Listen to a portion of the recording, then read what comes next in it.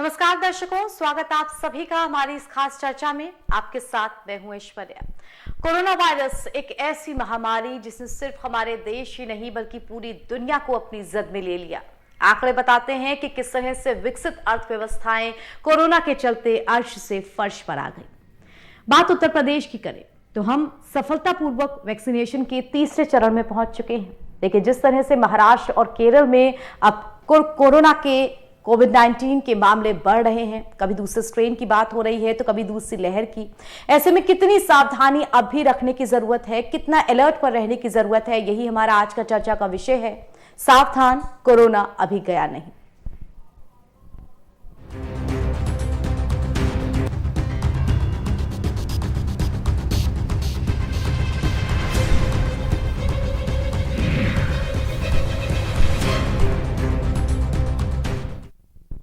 इस मामले में कोई दो राय नहीं कि वैक्सीन का निर्माण करने, वैक्सीनेशन की प्रक्रिया को चरणबद्ध तरीके से शुरू करने और वैक्सीन यानी कि कोरोना की दवाओं का निर्यात करने, इन सभी मामलों में भारत विश्व लीडर बनकर उभरा है।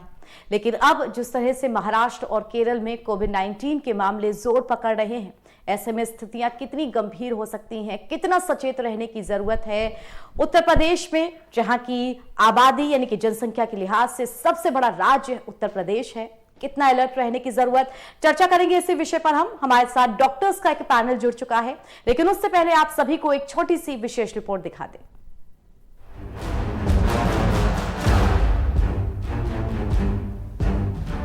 उत्तर प्रदेश के मुख्यमंत्री योगी आदित्यनाथ ने देश में कोरोना संक्रमण की तेजी से वापसी को लेकर कमर कस ली है।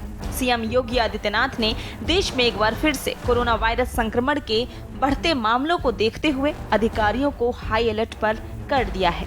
देश में केरल, महाराष्ट्र, मध्य प्रदेश, छत्तीसगढ़, पंजाब व हरियाणा सहित अन्य राज्यों में एक बार फिर से कोरोना वायरस संक्रमण के बढ़ते मामलों को देखते हुए मुख्यमंत्री योगी आदित्यनाथ बेहद गंभीर हो गए हैं। टीम 11 के साथ करीब हर दिन समीक्षा बैठक करने वाले सीएम योगी आदित्यनाथ की मंगलवार की समीक्षा बैठक में देश के कुछ राज्यों में फिर से कोरोना वायरस के बढ़ते कोविड-19 के बढ़ते मामलों को लेकर उत्तर प्रदेश के अधिकारियों को अलर्ट पर रहने को कहा है। दिशा निर्देशों के तहत रेड जोन में आने वाले यात्रियों के लिए अनिवार्य तौर पर परीक्षण कराने और क्वारंटीन रहने के लिए कहा जा सकता है। स्पेशल डेस्क रिपोर्ट के न्यूज इंडिया। दर्शकों, ऐसे वक्त में जब हम लॉकडाउन के लगभग 1 साल पूरे होने के वक्त तक पहुंच चुके हैं, कितनी जरूरत है अभी भी कोविड-19 को लेकर के सुरक्षा के सभी उन पैमानों पर खरा उतरने की, उन सभी पैमानों को मानने की जो कि लॉकडाउन के वक्त हम सबने माने थे। क्योंकि कोविड जिसे लेकर के नए स्ट्रेन्स की बात होती है, कोविड जिसे लेकर के दूसरी लहर की बात होती है, एक ऐसी महामारी जिसने पिछले साल हम पर अटैक किया। तब हम इस पोजीशन में थे कि उससे पहले हमें नहीं पता था कि ऐसी महामारी देश दुनिया में आ सकती है। लेकिन अब क्योंकि हम सब उससे गुजर चुके हैं, लॉकडाउन का पीरियड खत्म हो चुका है, तो हमारी जिम्मेदारियां बढ़ चुकी हैं। ऐसे में चर्चा करेंगे कोविड की दूसरी लहर को लेकर के कितना सावधान रहने की जरूरत। और हमारे साथ जो पैनल डॉक्टर्स का जुड़ चुका है, आइए उन पैनल का आपसे परिचय करा देते हैं। हमारे साथ डॉक्टर विनीत बंसल जी जुड़े हुए हैं। डॉक्टर विनीत, बहुत स्वागत है आपका हमारी इस चर्चा में। साथ ही हमारे साथ डॉक्टर सुनील वर्मा जी जुड़े हुए हैं। डॉक्टर सुनील, बहुत स्वागत आपका हमारी इस चर्चा में। हमारे साथ हमारे रिपोर्टर अनिकेत जुड़े हुए हैं। अनिकेत, आपका भी स्वागत है। और कुछ ही देर में जो मेहमान हमारे साथ और जुड़ जाएंगे उनका भी परिचय हम आपसे करा देंगे। डॉक्टर विनीत, सबसे पहले मैं आपके पास आऊंगी। कोविड-19 हम उत्तर प्रदेश के लिहाज से जाने, पहले से सचेत रहें, क्योंकि जिस तरह से हमारी आबादी है और हमारी स्वास्थ्य व्यवस्थाएं उतनी परिपूर्ण नहीं है। ऐसे में महाराष्ट्र और केरल को देखते हुए अब कितनी ज्यादा जरूरत है फिर से उसी मोड में वापस आ जाने की, फिर से सब तरह की सावधानियां रखने की। आबादी है जो महाराष्ट्र और केरला से, तो महाराष्ट्र तो खैर कंपेरेबल है बेसिकली कि महाराष्ट्र की आबादी भी अच्छी खासी है, बट उत्तर प्रदेश एक बड़ा प्रदेश आता है और उसकी आबादी भी काफी डेंसली पॉपुलेटेड है।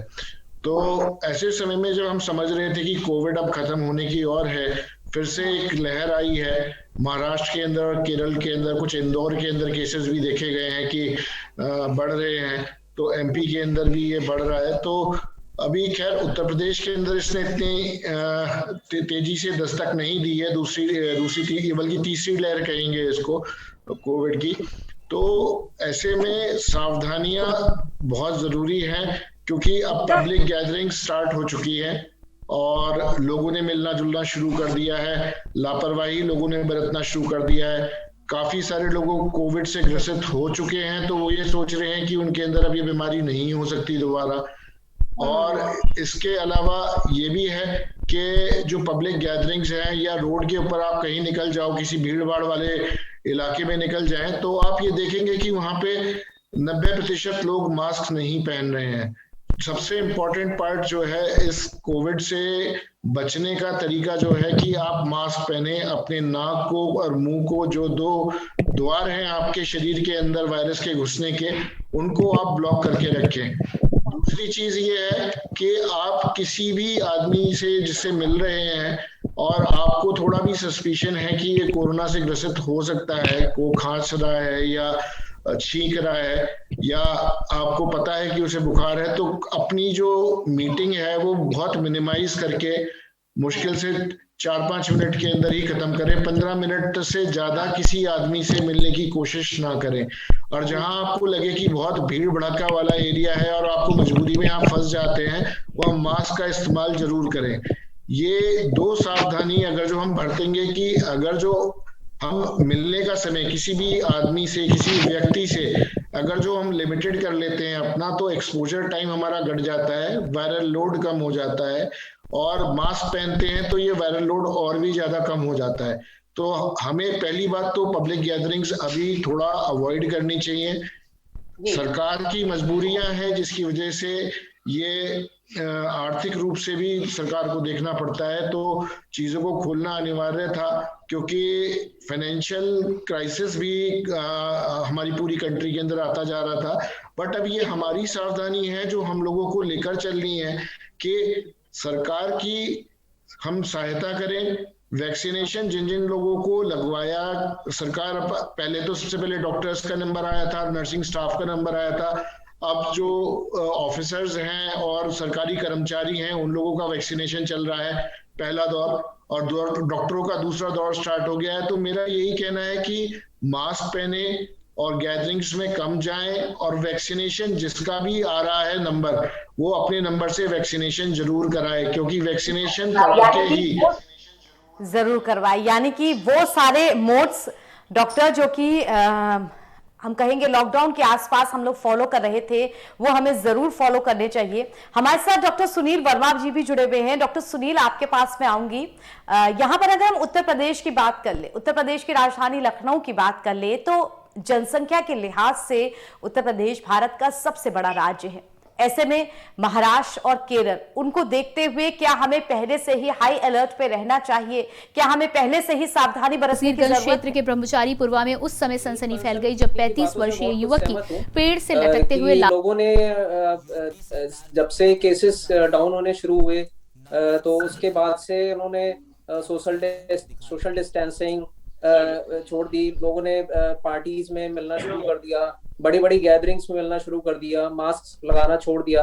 तो ये सब चीजें, ये जो हम लोग के स्टेट ने, इतने बड़े स्टेट ने ये चीज जो कोरोना को जो अभी तक जो मात दे रखी है, वो इन्हीं सब चीजों की वजह से दे रखी थी कि हम लोग सोशल डिस्टेंसिंग मेंटेन करते थे, मास्क लगाते थे, हैंड सैनिटाइजेशन करते थे।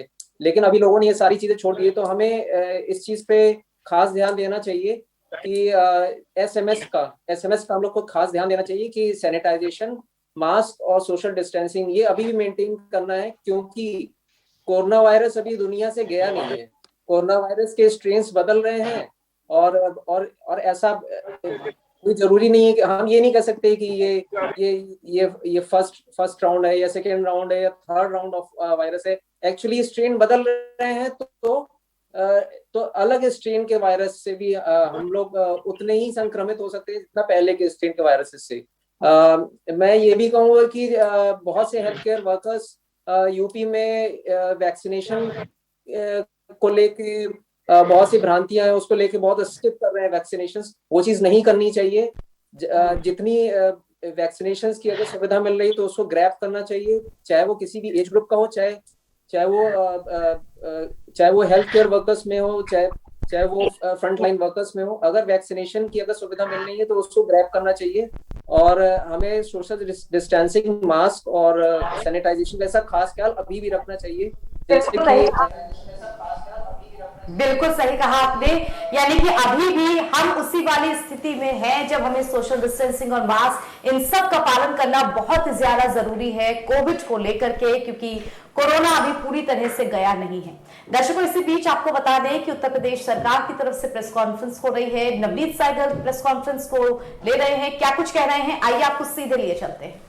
किसानों को न्यूनतम समर्थन मूल्य उपलब्ध होता रहे, इसके लिए भी माननीय मुख्यमंत्री जी द्वारा समीक्षा की जाती है और उन्होंने जिलाधिकारियों को, कमिश्नर, आयुक्तों को, सभी को निर्देशित किया है कि वह धान खरीद जो वर्तमान में चल रही है उसमें एक त्वरित कार्रवाई करते हुए प्रत्येक किसान का जो भी अवेलेबल आता है मंडी में उसका धान खरीदा जाए। और इस संबंध में लगभग 663.93 लाख क्विंटल धान खरीदा जा चुका है, जो कि पिछले साल इसी अवधि में खरीदे गए धान से लगभग 1.5 गुना से अधिक है।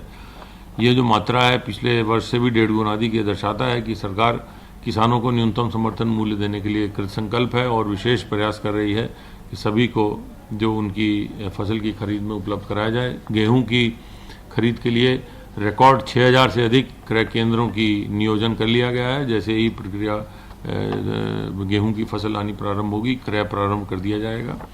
इसके साथ साथ प्रदेश सरकार द्वारा अब तक का सबसे बड़ा 5,50,000 करोड़ से अधिक का बजट प्रस्तुत किया गया है। वर्तमान इस वित्तीय वर्ष के बजट में विशेष ध्यान दिया गया है युवाओं को रोजगार कैसे उत्पन्न हो, युवाओं के रोजगार की नई नई योजनाएं लाई गई हैं।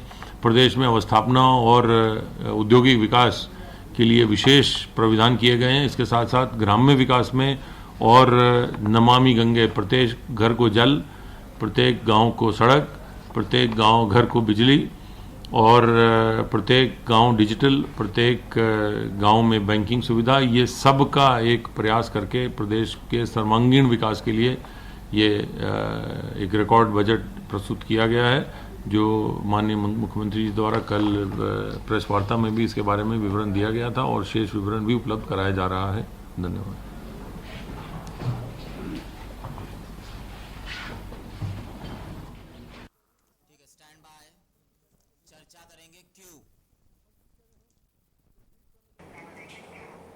तो प्रेस कॉन्फ्रेंस देख रहे थे आप। आइए अब फिर से अपने जो चर्चा का विषय है उस पर लौटते हैं। हमारे साथ जो मेहमान जुड़े हैं उनके साथ चर्चा की शुरुआत करते हैं। हमारे साथ दिलीप यशवर्धन जी जुड़े हुए हैं।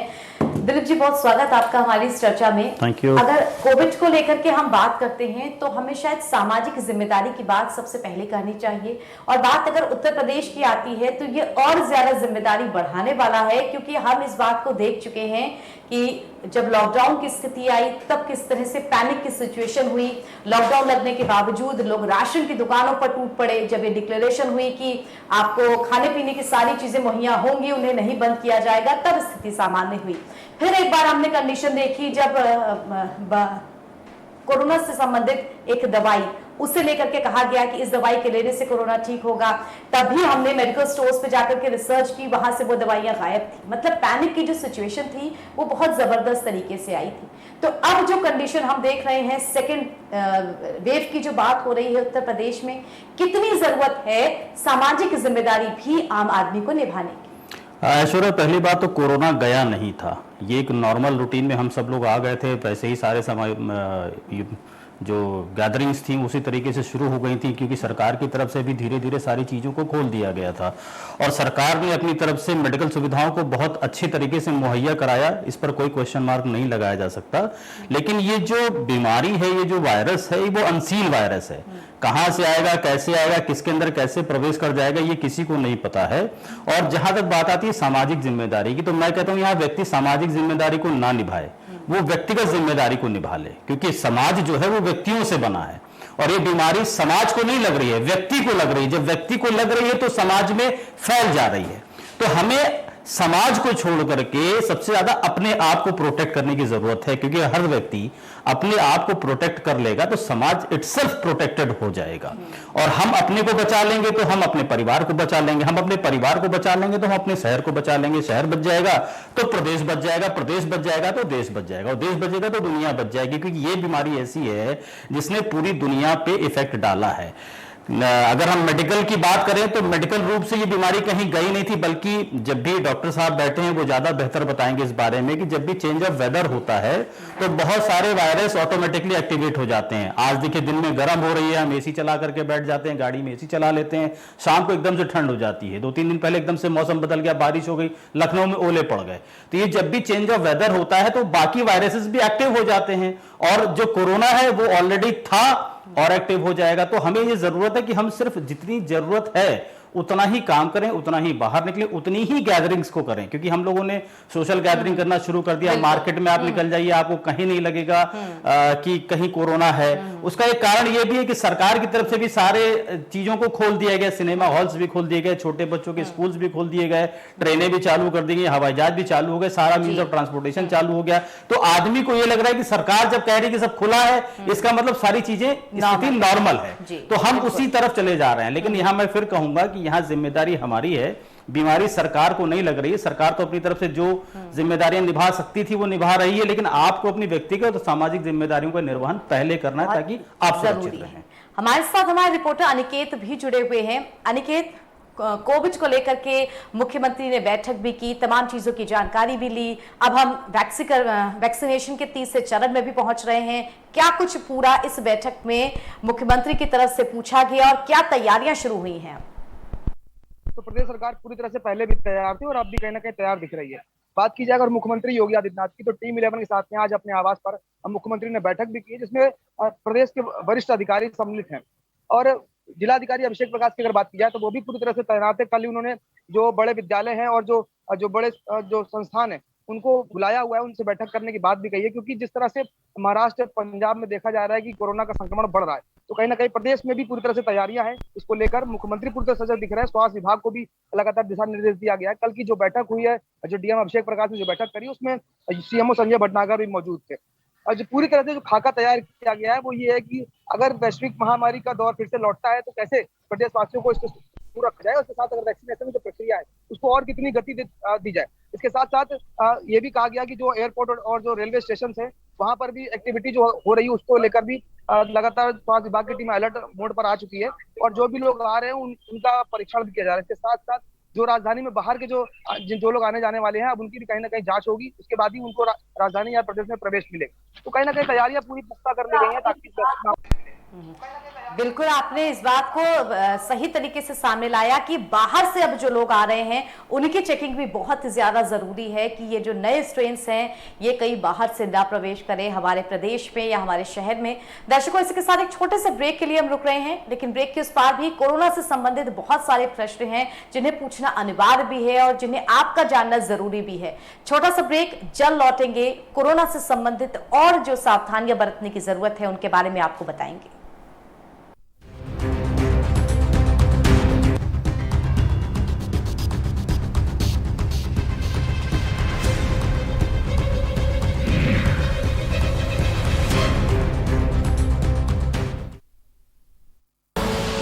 आप देख रहे हैं के न्यूज, खबरों का सारथी।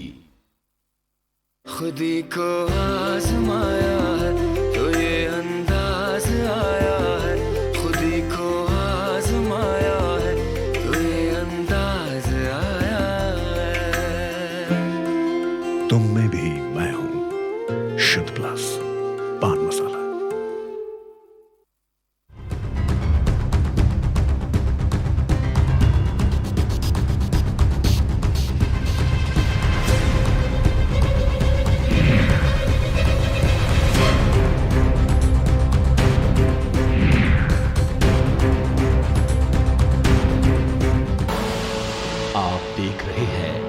के न्यूज, खबरों का सारथी।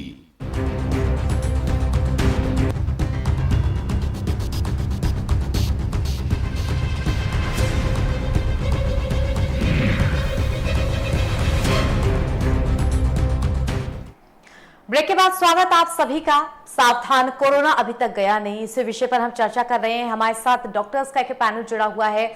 डॉक्टर विनीत, आपके पास पे आऊंगी दोबारा। अपने जो कोरोना से संबंधित प्रश्न है उसको लेकर के, कोविड-19 इसके वैक्सीनेशन की प्रक्रिया शुरू हुई। अब धीरे धीरे फ्रंटलाइन वर्कर्स से ये जो 50 से ज्यादा उम्र के लोग हैं उनके लिए, और जो गंभीर बीमारियों से जूझ रहे हैं उनके लिए वैक्सीनेशन शुरू हुआ है। अब आम जनता के लिए भी वैक्सीनेशन शुरू होगा, लेकिन आम जनता में अभी भी कुछ भ्रम की स्थिति बनी हुई है इस वैक्सीन को लेकर के।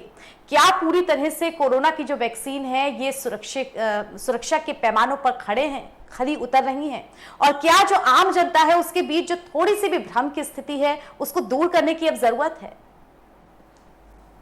कि एक भ्रम की स्थिति बनी हुई है। कुछ हम लोगों के अंदर एक नेचर है जो डिनायल मोड पे हम लोग रहते हैं। जब कोरोना शुरू हुआ था तो कुछ लोगों ने ये कहना शुरू किया कि भाई ये फैलाई गई भ्रांति है, ऐसी कोई बीमारी नहीं है। हम डिनायल मोड पे थे कि ये बीमारी है ही नहीं कुछ भी, और हम लोग इससे बेवजह डर के लॉकडाउन लगा दिया है। सरकार ने बड़ी मुश्किल से कन्विंस किया लोगों को, बहुत बेहतरी से हमारी सरकार ने इसको मैनेज किया कि ये उत्तर प्रदेश फिर भी बहुत ही बेहतर प्रदेशों में से है जो कि जिसने फेयर किया, और मेडिकल फैसिलिटीज इतनी अच्छी प्रोवाइड की गई जिसकी उम्मीद हमें नहीं थी। अब जब वैक्सीनेशन आ गया है हमारे पास, तो वैक्सीनेशन के लिए भी मोड पे जा रहे हैं। वो ये कह रहे हैं कि जी वैक्सीन इतनी सेफ नहीं है, वैक्सीन लगवाएंगे तो ये हो जाएगा, वैक्सीन लगवाएंगे तो वो हो जाएगा। पर मैं तो खुद कहूंगा कि मैंने कोविड भी झेला है, मुझे कोविड भी होके चुका सितंबर के अंदर। उसके बाद मैंने अब वैक्सीनेशन कराया जब फर्स्ट डोज का, मेरे को कोई भी दिक्कत नहीं हुई वैक्सीनेशन के अंदर। ना कोई, जैसे लोग कह रहे हैं कि बुखार आ रहा है, कुछ लोगों में बुखार, जाड़ा, हल्की फुल्की दिक्कतें हो सकती हैं, कोई मेजर कॉम्प्लिकेशन नहीं है।